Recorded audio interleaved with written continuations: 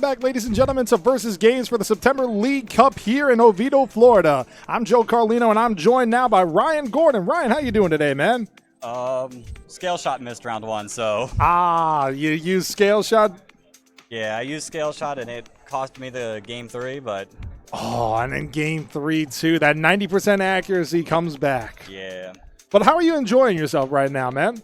I mean, I like Reg H. I like the team that I've currently got, so I'm enjoying it so far. Well, I mean, that's always a good thing because Regulation H, as we do know, no Paradox Pokemon, no restricted Pokemon, and no legendaries. So the fact that you're using Dragonite makes me think you were probably using it with a different Pokemon in previous regulations. I have enjoyed Dragonite with Shenpao in previous regulations. Ah, that beautiful snow leopard. And now it's in brown. Yeah, Chenpu. Yes, Chenpao. Yes, that was a great one. And I have to go off on that real quick. I'm actually surprised that Chi-Yu had the lowest amount of Terra Raids defeated. I think it just became like an overdone thing, like back to back to back. People wanted to break from doing them, but it is the best shiny. Oh, it's definitely the best shiny because one fish, two fish, red fish, blue fish. All right, all of you guys know it'll be like Timmy. Yeah. And you guys probably heard that in the background, so we know how that works. But in all fairness, how are you enjoying your cup experience so far today, Ryan? I've been enjoying it. I had to play against one of my friends here, so. And that's honestly the best part about playing in locals, ladies and gentlemen, is that you have the opportunity to play against people that you know, people that you call your friends, and even people that you've never met before in your life. And you gain new experiences, new competitive experiences, and just overall new friends. Yes. Because Pokemon is for everyone. Mm-hmm. Agreed. But honestly, I'm actually looking forward to this matchup now, Ryan, because we're going to have Landon Moorhall, who most people don't realize when Patrick Connors won NAIC in 2024 out of nowhere, that Cinderella run to the championship, Landon was one of the people who created that team. That's pretty cool. I know he ran Ice Rider a lot. He did use Ice Rider. He actually did use that at a local when him and I faced off. And I didn't even think about it until a few weeks after Patrick won when he said Landon was instrumental in helping him out with creating that team. But you do see who is facing him across the way. That is Riley Factura, who had the most, either he had the most or it was Joe Ugardi, I forget which one right now, who had the most championship points in North America for the 2025 season. Yeah, and also, we're leading right into Pitt. This is the guy that won not last year, but 2 years ago, Pittsburgh. Yeah, he did win Pittsburgh against Wolf Glick in an incredible 3-game set with that Cresselia getting the Ice Beam freeze in the Landorus Therian. So, but we're looking at Landon's team here, and we saw the Blood Moon Ursaluna have the Assault Vest in round 1, Ryan, and Landon is doing the same thing, but that's Terra Electric on the Blood Moon Ursaluna. Very interesting. I did see some Terra Electric on the Frankfurt stream. So it was in Frankfurt. Mm-hmm. But then we also see that he had Head Smash and Rock Slide on that Hisuian Arcanine with that Choice Band, so that Arcanine is going to be hitting like a tank with some of those attacks. And watch out, Rock Slide Flinch could happen. Could be a game-changing move right there. Rock Slide flinches are possible, 30% chance if it hits 90% of the time. And I also have to throw it out there, there is a loaded dice Dragonite on Landon's team. Yeah, Landon's team was actually pretty close to what I'm bringing. So, I really like Landon's team. And when we look at Riley's team, Riley running the Adaptability Choice Scarf variant of Basculegion. So he does not have a rain mode to power up with Swift Swim, but he does have Aqua Jet, Flip Turn, Last Respects, and Wave Crash. Last Respects, a great move, depending on how many of your partners have fainted here. And needless to say, with Riley Factura, he is known to not use a single move with less than 100% accuracy. Do you see a move with 100% accuracy or less on there?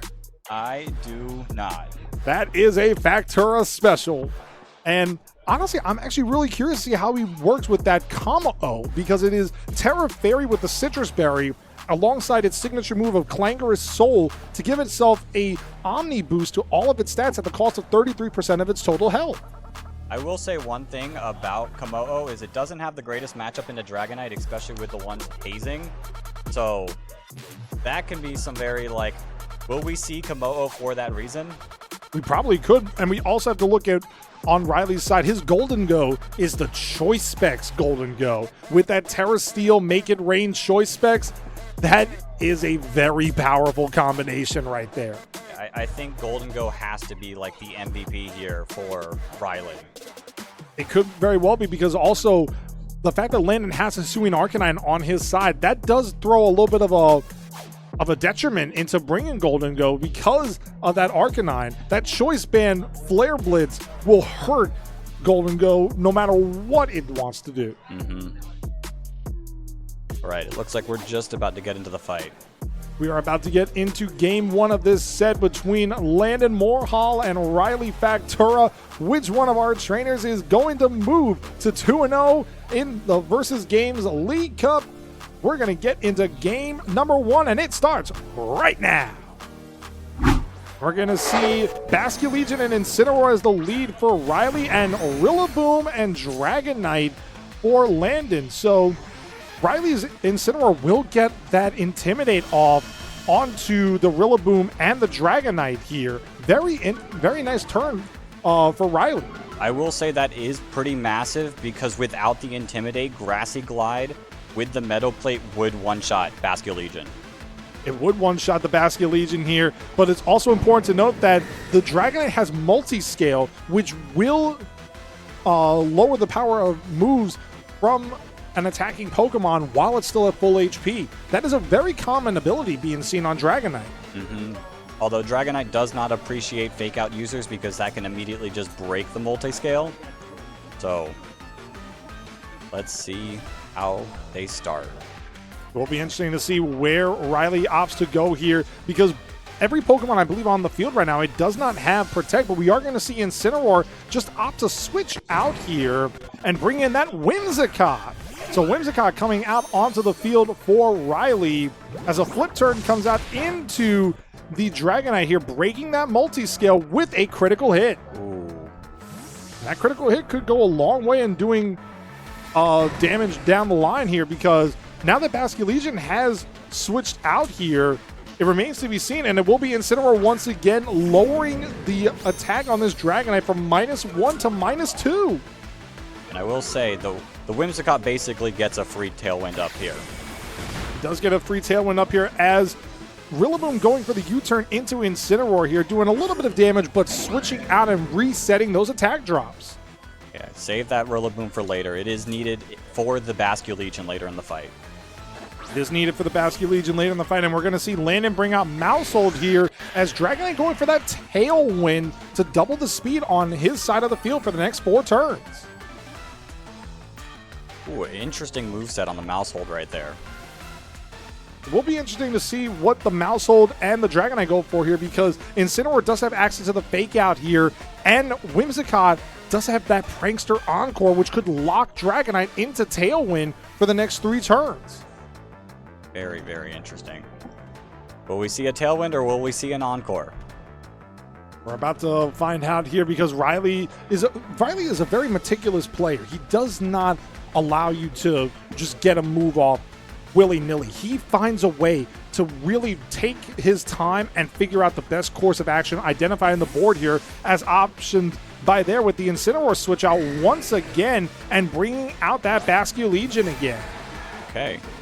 We're going to see a Super Fang come out, but it's going to miss the Whimsicott. And the Haze, actually, very interesting. The Haze coming out here to reset those attack drops, and Moonblast going into the Mousehold, actually. I was fully expecting, not when I didn't see Tailwind, I was expecting the Moonblast right into the Dragonite. I believe I was looking at the Moonblast into the Dragonite there as well, because the Moonblast with the multi-scale broken probably could have knocked out Dragonite from that range. It would have probably been a damage roll. It would have been close because of Friend Guard with the Mousehold, but still a lot of needed damage on that Dragonite. There was definitely a lot of needed damage here as Basculegion switches out again for Riley here, and that Incineroar once again returns to the battlefield. Oh, Incineroar. We're going to see the attack drop on the Mousehold and the Dragonite once again. Encore has made an appearance. So now this Dragonite is locked into haze. We do see a Thunder Wave. Interesting, though, but we also have to remember that Thunder Wave, it works on Maushold into Incineroar because Maushold is not a Prankster Pokemon. It does not have the Prankster ability, which would negate it because Incineroar is a Dark type. But now we might see some fake outs not happen because of this paralysis. We could probably see that, but we also have to keep in mind that Whimsicott on Riley's side does have access to Tailwind of its own, and Riley could potentially stack the Tailwind turns here because Dragonite is locked into haze for the next 3 turns, and we're going to see Thunder Wave coming out again on Landon. Both Whimsicott and Incineroar are now paralyzed. That also means that Whimsicott is going for an attack right here. Whimsicott is going for an attack here. The haze comes out once again. Moonblast goes into the Dragonite slot here, and with that Friend Guard, like you said, Ryan, it prevents it from being knocked out, but the parting shot comes out, and Incineroar does gets a switch out here while also lowering Dragonite's attack and special attack by 1 stage. Luckily that doesn't matter because we might just see another haze next turn as well. We very well might be, because in comes Basculegion once again. There goes the Tailwind. Tailwind petering out is also very interesting as well, because now the Maushold is in a very interesting position here with that Choice Scarf Basculegion on the field. I will say, this next play looks very scary, I would say, for Landon. I would tend to agree with that, because when you look at how the board position is right now, the Whimsicott is in a good position even though it's paralyzed, and Basculegion is still at relatively full health with that Choice Scarf. But in comes Golden Go here for the Dragonite as Maushold opts for a Protect here and potentially trying to go for that. Oh, we're going to see a flip turn though, and it goes into Golden Go. So Choice Scarf Golden Go takes damage here from that Basculegion, but Incineroar has a chance to come out. We will probably see Incineroar again. If we've seen it do all fight is switch in and out right here. And Incineroar once again comes out here, but now it is important to note that it is paralyzed. So even with a Tailwind up, it will not be faster than Golden Go here. A Moonblast comes out, not very effective into the Golden Go with the Steel type, and no special attack drop. And I don't think we haven't seen a Tailwind from Riley yet, have we? I don't believe we have seen a Tailwind from Riley here. But it's important to note that with Landon with that Golden Go, having the Choice Specs item means it basically has to risk something on the Golden Go here. Let's see. What was the Whimsicott running? Do you remember? I might have actually messed up. I think Landon might be running the Life Orb variation on Golden Go instead of the Choice Specs variant. No, it was Riley who was running the Choice Specs. My apologies. Yeah. I think Whimsicott is Sash, right? Whimsicott is Sash on Riley's side here, but then goes that Encore here. So Encore into the Maushold here. Now it has to go for Follow Me, but Incineroar paralyzed. That's big. The huge paralysis. We're seeing Landon potentially trying to go for more of the Nasty Plot here. Just keeps setting up that Golden Go, because Golden Go having the Good as Gold ability negates it from being locked into Encore as long as it has that ability. That is true. How many Nasty Plots do you think it'll take to knock out Incineroar with Make It Rain? The world may never know. Or we might find out in a couple turns. I mean, we very well could find out in a couple of turns here, because Riley is in a very interesting position here now that Incineroar was paralyzed, as Whimsicott going for a Protect here just to try to stall out a turn, as Maushold, because of the Encore, it is locked into Follow Me. What will the Incineroar be able to do, as Golden Go going for that Nasty Plot again, setting up to +4 on its special attack. The knockoff, it does break through and removes the Focus Sash on the Maushold here. Now, is this the turn that this Golden Go will go off and attack? It very well might be here, because I honestly wonder how this Whimsicott will work, because It does have the Protect. It just used Encore, and it has the Moonblast, but we haven't seen Tailwind yet. We have not seen Tailwind yet. We might just see a Moonblast to maybe take out the Mousehold and let Incineroar get a free hit into Golden Go. But we do see the Mousehold swap out. And it's going to be back into the Rillaboom for Landon to activate the grassy terrain once again and give Golden Go some passive recovery at the end of every turn. And next turn, it is a free Fake Out. It is a free Fake Out here on either Pokemon here. Whimsicott stays paralyzed, though. It might have been going for that Tailwind. And it's going to be a Flare Blitz into the Golden Go slot here, which will be protected. And now Golden Go gets some HP back, virtue of that grassy terrain. Okay.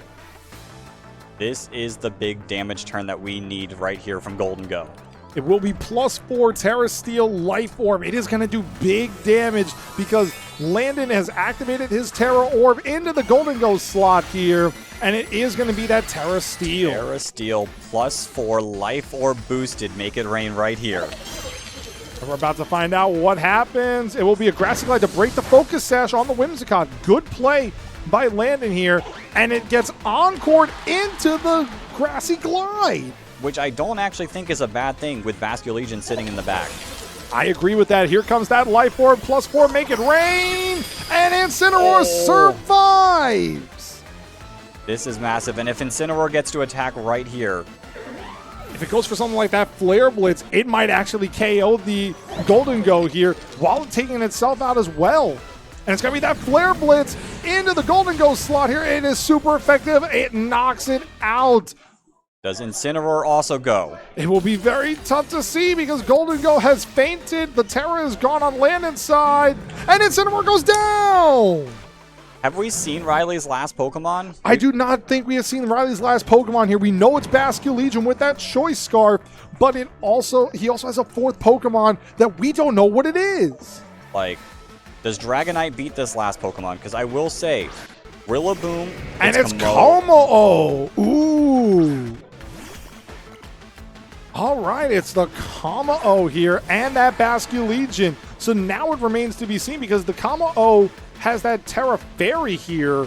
So it could potentially stall out a Dragonite in the back for Landon here. But we also have to remember it does have Clangorous Soul to get that Omni boost. With Clanging Scales, a spread type damaging Dragon type move. And it is not an Assault Vest Rillaboom, so it can't just tank hits from the Como-O either.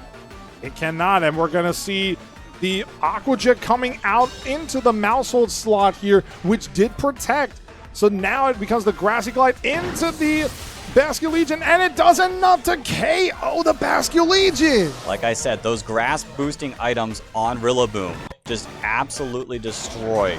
And in comes the Clangorous Soul from this Como-O. It gets the +1 to attack, +1 to defense, +1 to special attack, +1 to special defense, and +1 to speed. But it will lose 33% of its HP that it will get some back due to the grassy terrain set up by Rillaboom. Say what I kind of want to see from Landon here is a swap because Rillaboom is trapped into just Grassy Glide. And the Mousehold can kind of play Protect the Dragonite here. Honestly, I understand that play here, Ryan. My thing is, because Landon doesn't have that Terra Fairy anymore, the Como-O can just go for Clanging Scales, and it will do big damage and probably knock out both Pokemon in one hit. That is true with it being a spread move. Let's see. So it is possible here that the Dragonite might actually be in a disadvantageous position here in the back.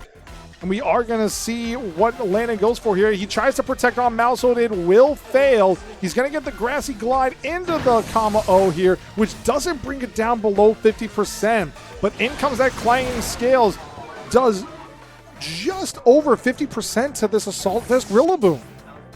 That is quite a bit of damage. And what, +1 Como-O is faster than Dragonite, right? +1 Como-O is faster than Dragonite, but we also have to remember, though, that I believe this Rillaboom still has one more turn of that Encore, so it can't go for the drum beating, potentially, and lower that Como-O's speed until the next turn. So it looks like Landon might need this double Protect here. We get the first Protect, obviously. He does get the first protect here. It will be the Grassy Glide into the Kama O here. It will bring it down below 50% to activate that Citrus Berry, but it really remains to be seen what the Kama O will go for here, and it is that Clanging Skills once again into the Rillaboom slot here. And it is enough to knock out the Rillaboom. It's enough. Rillaboom goes down, and now it is just a Dragonite versus a Kama-O, the battle of pseudo-legendaries we didn't know we wanted. And I'm pretty sure Riley still has the Terra option here. I believe he does still have the Terra option here on the Kama-O, but the Kama-O does have that +1 to speed, so he doesn't even need to use the Terrassalization here. He goes for that final Clanging Skills and takes game 1 of this best of 3. That was a really nice fight right there. That was a really intense fight because Riley, early in that game, all he was doing was just positioning. He kept switching out Basculegion. He kept switching in Incineroar. He kept switching them out and switching them out just to position himself perfectly and get that Kama-O with the Clangorous Soul late and just go to town afterwards. Yeah, and the Whimsicott never clicked its signature move, basically, Tailwind. It never clicked that Tailwind once in that set. Very interesting for Riley here, but we also have to throw out the Thunder Waves really came into effect. They did. I will say I would like to see Arcanine in this fight. I think that actually would be a good adjustment from Landon on this side, bringing in that Arcanine here. The only problem, though, is the threat of that Basculegion. The Basculegion and the Incineroar just getting those Intimidates off are big problems, but if you can get rid of that, I think Hisuian Arcanine can just absolutely tear.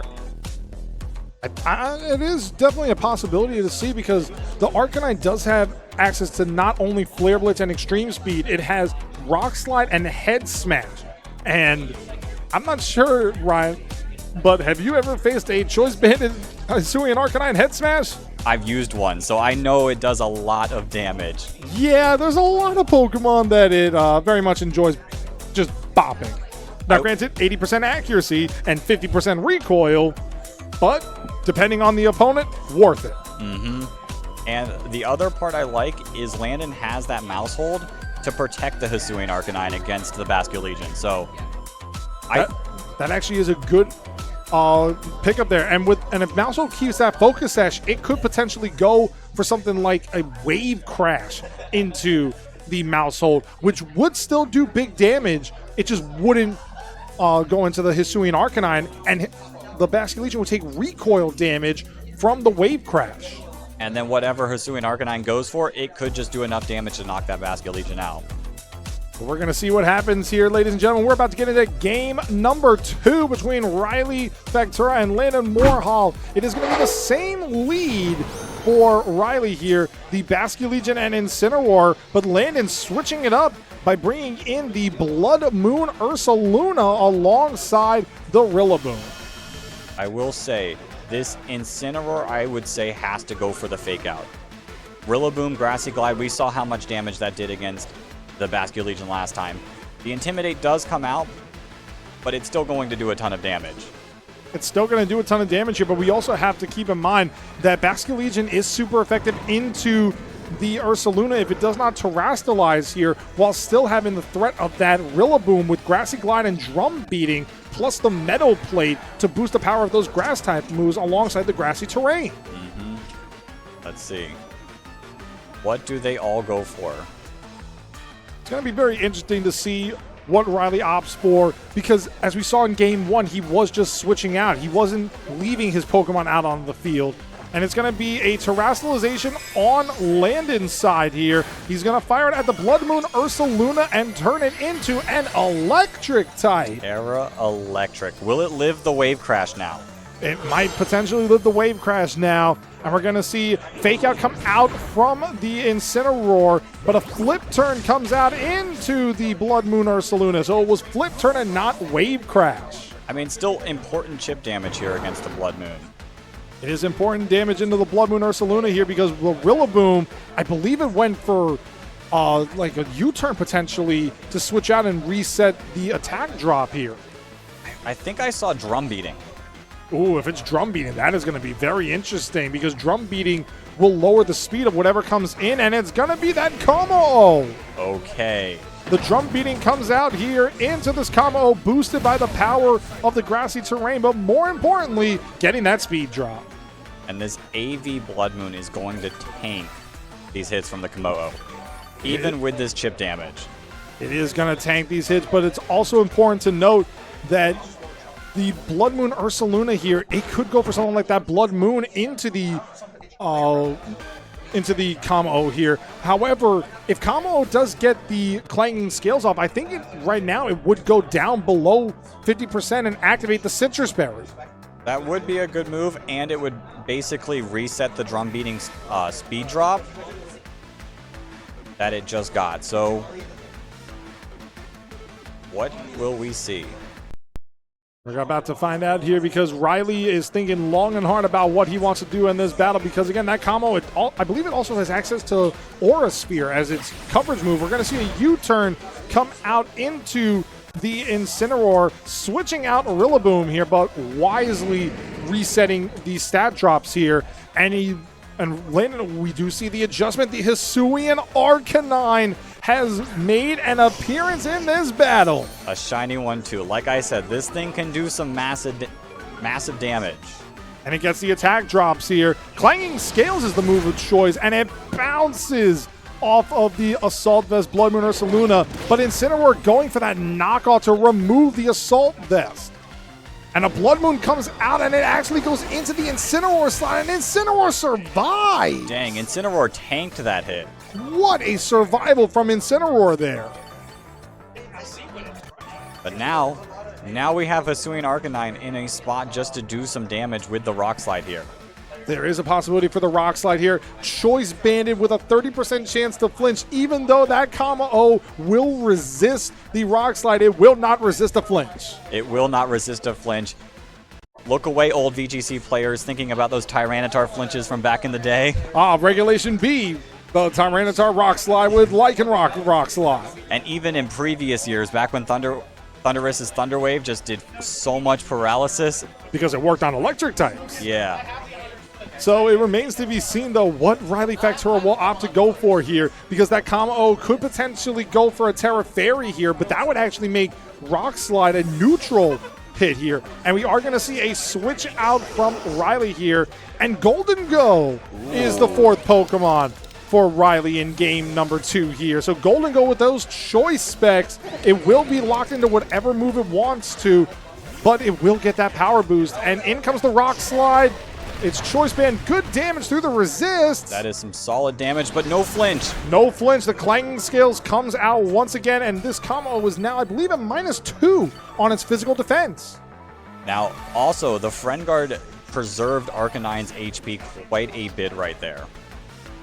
It did preserve its HP here, but we also have to remember that Golden Go has that choice specs. It could go for something like a Terra Steel choice specs, make it rain here. It will take down that Mousehold even through the Friend Guard, and it might even take down that Ursaluna Blood Moon through the resisted Electric Terra due to losing its Assault Vest. Yes, this Golden Go is in prime position to do just so much damage, take out both Pokemon currently on the field, I would say. But it just remains to be seen what will Landon go for here, because, again, we did see how much damage Rock Slide was doing. There's that possibility for the flinches on this turn for both targets here. And we're just going to see a switch out from Landon here, and it's going to be the Blood Moon Ursaluna once again. And it's a Thunder Wave into the Kamo. Ooh, a Thunder Wave into Kamo to really lower its speed output.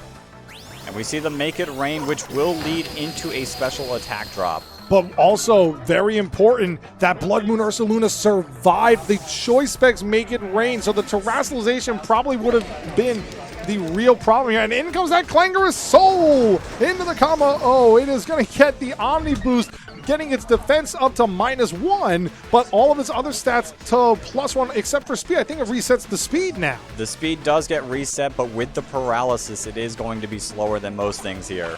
But it did go below 50% HP, so it did get its Citrus Berry activated on that turn. and Golden Go getting a little bit more recovery, but Blood Moon Ursaluna, that was an incredible survival for Blood Moon there. Without the AV, that was insane. Could you imagine how much damage that would have done with the Assault Vest? Probably a little bit. It probably would have done a little bit there, but now Landon has the Hisuian Arcanine there, and it is under 50% HP. It does not want to take a Clanging Scales in this turn. It does not. But I will say the Komodo is still slower. But who is faster, Arcanine or the Golden Go? That is actually a very interesting situation here, but we also have to remember, Ryan, that now with this Kama-O being paralyzed, Rock Slide has a chance to paralyze or flinch this Kama-O. So even with all of the boost that it just got off that Clangorous Soul, it doesn't want... This is up to chance now. This really is a chance battle. It's like we're playing in Vegas early. Well, I mean, hey, we bet all on red. Let's see. We're going to see a switch out here from Riley here, and it's going to be that Incineroar to lower the power of Arcanine's physical attack by one stage with that Intimidate ability. But then it really comes down to what Arcanine went for here, and it's going to be a Vacuum Wave actually into Incineroar. That's one tanky And Incineroar. a head smash! And Oh, it barely Komodo survives! It barely survived, and the Clanging Scales comes out, and that is a double knockout for this Como! And now just one Pokemon versus what, 3 or 4? I believe it is Rillaboom against the world. I think Riley still has all 4 of his Pokemon remaining. Now, Rillaboom's good against a couple of them, but not the Incineroar. It's okay against the Golden Go. For the most part here, I mean, the Rillaboom does have that ability to go for the Metal Plate boosted attacks here, but again, that Kama-O, it's back to neutral speed here, and the Incineroar is in a really good position. It is, and Landon has seen the writing on the wall. He has decided to concede this battle, and Riley Factura, what a performance in Game 2, moves to 2-0 in the Versus Games Cup. that Game 2 was incredible. Just a masterclass right there. That was absolutely one of the best battles I've seen, and it just showcased how good Riley is. We know how powerful he has been as a trainer and what he stands for, but the way that he was able to position his Pokemon against Landon, he just set it up perfectly, and then the Choice Banded head smash. It still wasn't enough. That Intimidate did just enough for Riley to allow his combo to survive and get that double knockout with the Clanging Scales. The Intimidate plus getting the Omni boost to make sure the defense was only -1 instead of -2. And that's another thing, by doing that Clangorous Soul, and even got down below 50% HP to activate that Citrus Berry item, which that is a wonderful setup for Riley there.